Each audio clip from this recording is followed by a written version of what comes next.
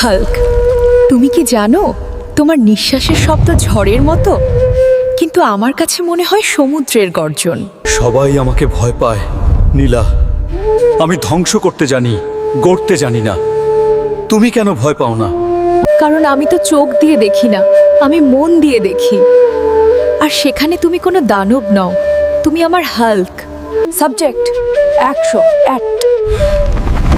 বেরিয়ে এসো, তোমাকে পালাতে দেওয়া হবে না। নীলা,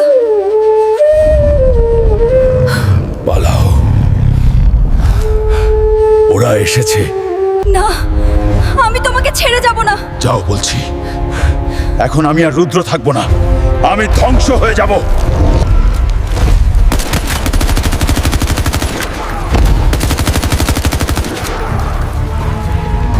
স্যার, গুলি কাজ করছে না।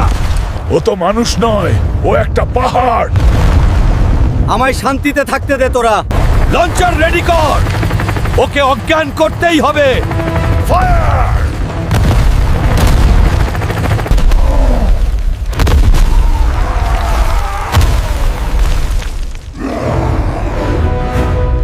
পালা, তোদের হাড় গোড় আমি গুঁড়ো করে দেব।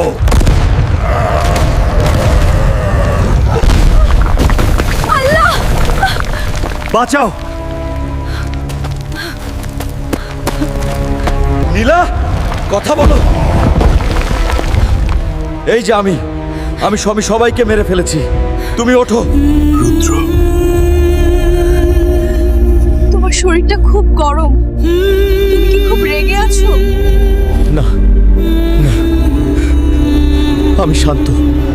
তুমি ঠিক হয়ে যাবে, আমি তোমাকে কিচ্ছু হতে দেব না। আমার সময় শেষ হাল্ক। শুধু একটা কথা রাখবে। কি কথা?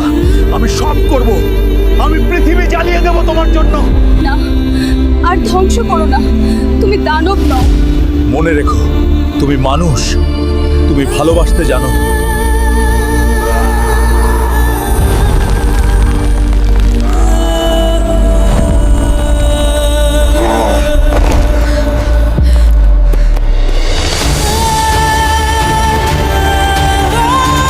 গুলি করো না, এটা কি করছে? পৃথিবী আমাকে দানব বানিয়েছে, কিন্তু তুমি আমাকে মানুষ করেছো।